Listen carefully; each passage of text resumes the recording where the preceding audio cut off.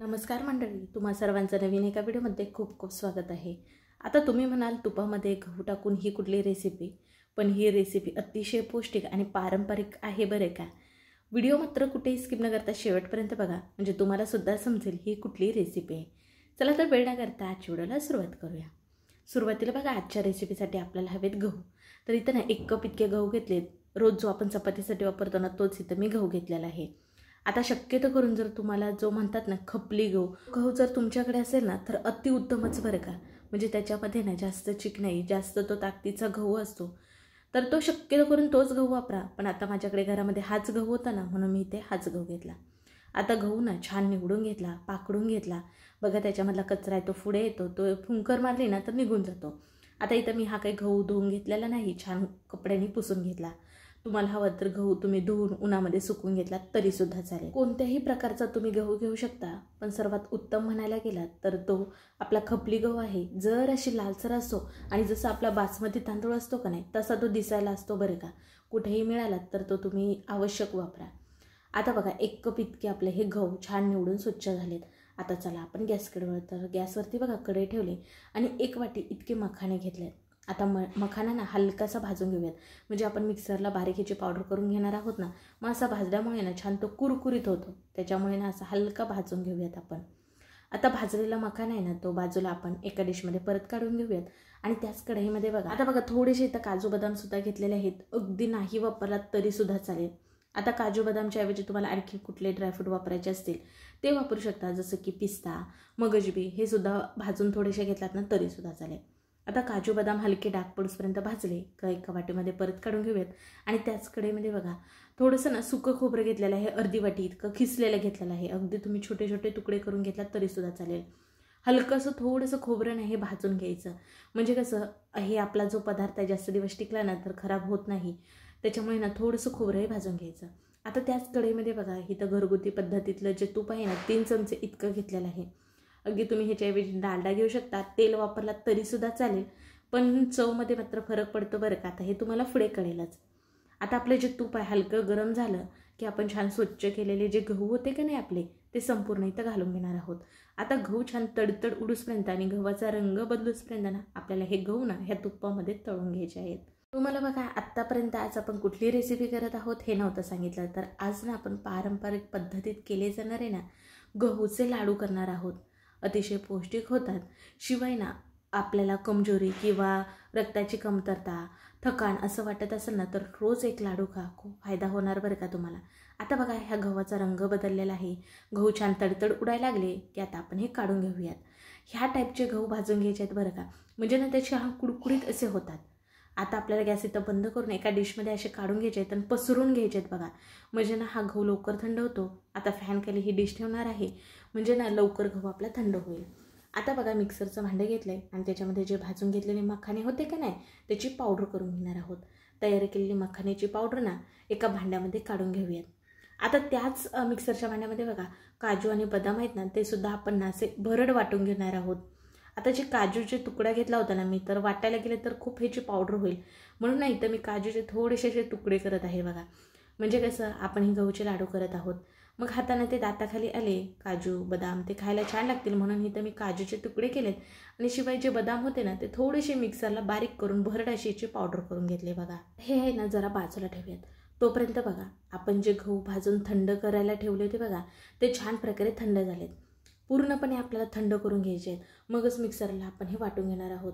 गरम जर असताना तुम्ही वाटायला गेलात तर वाफेमुळे ना ह्याच्यामध्ये गॅस होऊन ब्लास्ट होण्याची शक्यता असते, त्यामुळे तुम्हाला ही काळजी घ्यायची आहे। गहू आपला छान प्रकारे भाजला का नाही ओळखण्यासाठी का नाही एखादा 2 गहू खाऊन बघायचा, कुडकून फुटला जातो बघा, म्हणजे समजायचा हा गहू आपला छान प्रकारे भाजला गेलाय। आता बघा मिक्सरला ना जमेल तितकी बारीक ह्याची पावडर करून घ्यायची आहेत, भरड वगैरे ठेवायचं नाही। जरा बारका रवा असतो तसे हलकं बारीक रव्यासारखं राहिला तरी चालेल, पण जमेल तितकी मात्र तुम्हाला पावडर करून घ्यायची आहे बरं का। आता बघा पहिली बॅच जी होती ना ती करून झाली, आणि ज्या भांड्यामध्ये आपण मखान्याची पावडर आणि त्याचबरोबर ड्रायफ्रूटची पावडर केली ना त्याच भांड्यामध्ये काढून घेणार आहोत। आता 2 बॅचेसमध्ये इथं मी थोडे थोडे करून घेतलेत। तुमच्याकडे जर मोठं मिक्सरचं जार असेल तर एकदाच करू शकता, पण असं छोट्या मिक्सरच्या जारमध्ये ना छान एकदम बारीक होतं, म्हणून इथं मी करून घेतलेलं आहे। बघा ऑलरेडी आपण तळत असताना तूप जास्तीचं वापरल्यामुळे ना आता तूप इथं वापरण्याची गरज पडत नाही। आता बघा जे आपले सुकं खोबरं छान प्रकारे भाजून ठेवलं होतं ना, ते डायरेक्ट घालू शकता किंवा असं हाताने थोडंसं चुरून घातलं तरीसुद्धा चालेल. आता गव्हाचा पदार्थ करतोय म्हणून त्याच्यामध्ये थोडंसं चिमूटभर मीठ घालायचं, म्हणजे चव छान वाढते. 1 पाव चमच इतकी वेलची पूड घातलेली आहे, म्हणजे ना फ्लेवर छान येतो आणि सर्व काही छान मिसळून घेणार आहोत. मला आणखीन इथं काय वापरायचं असेल ना, ते तुम्ही आवडीनुसार ड्रायफ्रूट वगैरे वापरू शकता.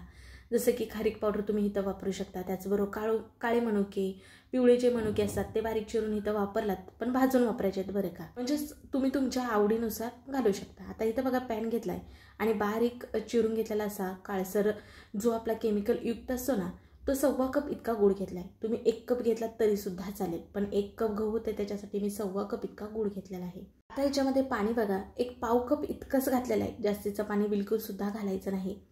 आणि गूळ बघा असा थोडासा दाबून घ्यायचा आहे, म्हणजे ह्या पाण्यामध्ये ना छान प्रकारे विरघळायला हवा म्हणून. आता हा पॅन ना गॅसवरती ठेवायचा आहे आणि आपल्याला इथं काही पाक वगैरे करून घ्यायचं नाही. गूळ विरघळल्यानंतर ना छान 2 ते 3 मिनटं छान शिजल्यानंतर लगेच आपल्याला गॅस बंद करून घ्यायचा आहे. आता आमच्याकडे ह्याला पूर्वी बघा, शिवाय आत्तासुद्धा गुळवणी म्हणतात बरं का. आता बघा ह्याच्यामध्ये गूळ छान प्रकारे विरघळला की छान फेसाळायला लागले. आणखीन आपण 1 ते 2 मिनटं छान प्रकारे शिजवून घेऊयात आणि आता आपण गॅस बंद करून घेणार आहोत. म्हणजेच बघा 1 तारी 2 तारी पाक करतात तसा पाक करायचा नाही. गूळ विरघळला की 1 ते 2 मिनटं शिजवून घेतलं, गॅस बंद केला. आता आपल्याला काय करायचं, ही तयार केलेली जी आपली गुळवणी आहे ना ती ह्याच्यामध्ये घालायची, पण तशीच घालायची नाही, कारण गुळामध्ये बघा बराच असा कचरा असतो. त्याच्यामुळे का नाही गाळणी घ्यायची आहे आणि गाळणीने असं गाळून घालायचं आहे, पण एकदम गुळवणी घालायची नाही. अर्धीच सुरुवातीला घालायची आणि नंतर मिसळून थोडी थोडी घालणार आहोत. आता हे खूप गरम आहे, गुळाचा चटका तर तुम्हाला माहितीच आहे, त्याच्यामुळे या चमच्यानेच मिसळून घ्यायचं आहे, हात सुरुवातीला इथे घालायचा नाही. आता बघा हे थोडंसं मिश्रण आणखीन कोरडं वाटतंय का नाही, म्हणून आणखीन थोडीशी आपली जी गुळवणी होती ना ती घालून घेऊयात आणि पुन्हा मिसळून घेणार आहोत. जास्तीचं पातळ हे करायचं नाही बरं का, म्हणजे हे लाडू नाही जास्त गोल गरगरीत होत नाहीत, म्हणून थोडं अंदाज घेऊन हे ओतायचं आहे. आता बघा हे गरम आहे, त्यामुळे चमच्यानेच असं आपल्याला दाबून घ्यायचं आहे आणि आता आपण ह्याच्यावरती झाकण ठेवू ना 5 ते 10 मिनटं असंच ठेवणार आहोत. ह्याच्यापेक्षा जास्त वेळ ठेवायचं नाही, नाहीतर हे कडक होऊन बसेल. आता 10 मिनटं का ठेवायचं, कारण आपला जो गहू आहे तो छान प्रकारे मुरायला हवा ह्या पाकामध्ये ना, त्यामुळे 5-7 मिनटानंतर आता मी पाहत आहे बरं का, झाकण काढलं आणि बघा छान मऊसूत असं आपलं हे मिश्रण झालं. म्हणजे आता आपल्याला फटाफट लाडू वळायला येणार. आता बघा वरून आपल्याला जरासुद्धा तूप वापरायचं नाही, फक्त आपल्याला ना गहू तळण्यासाठीच तूप लागतं.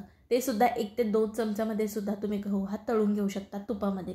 बरेच जण तूप खात नाहीत, मग तुम्ही तेलाचा वापर केला तरीसुद्धा चालेल. आता तुम्हाला लाडू छोट्या मोठ्या आकारामध्ये हवेत ना, त्या आकारामध्ये बांधू शकता. बघा एका मुठीमध्ये जितकं मिश्रण मावतं ना तेवढं घ्यायचं आणि मग लाडू वळायचा, म्हणजे एकसारखे सर्व लाडू होतात. बघा छान मस्त, अगदी बघूनच तुम्हाला समजत असेल, गोल गरगरीत हिता असा आपला हा पहिला लाडू तयार झाला. आता बाकीचे सुद्धा ह्या पद्धतीने लाडू करून घेते. आता बघा बाजारामध्ये नवनवीन प्रकार येत असल्यामुळे ना हे पारंपरिक पदार्थ कुठे विसर पडत चाललाय. आता आपल्या आजी पणजी बघा, त्या काळामध्ये का नाही पूर्वी घरामध्ये खपली गहू जास्त प्रमाणामध्ये पिकायचे, गूळ घरचाच असायचा, मग असे लाडू बनवले जायचे. शिवाय तूपसुद्धा घरचं असायचं. छान प्रकारे तुपामध्ये गहू हे तळून घ्यायचे आणि जात्यावरती असे भरडून घ्यायचे किंवा बारीक असं भरड असं पीठ करून घ्यायचे आणि मग त्याचे गुळाचा पाक करून हे लाडू बांधायचे. शक्यतो करून आता इथं आपण ड्रायफ्रूट वापरलेत, पण पूर्वी फारसे ड्रायफ्रूटसुद्धा ह्या लाडूमध्ये वापरायचे नाहीत बरं. कसं सगळं जितकं साहित्य घरामध्ये आहे तितक्या साहित्यामध्ये असे लाडू बनवायचे, त्यामुळे पूर्वीची माणसं बघा आजारी पडत नव्हती, छान दष्टपुष्ट असायची. हे असे पूर्वी ना पौष्टिक पदार्थ खायचे म्हणूनच.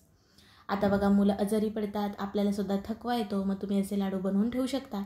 अगदी एकदा बनवलात तर 1-2 महिना बिलकुलसुद्धा खराब होत नाहीत, हवाबंद डब्यामध्ये भरून ठेवल्यानंतर.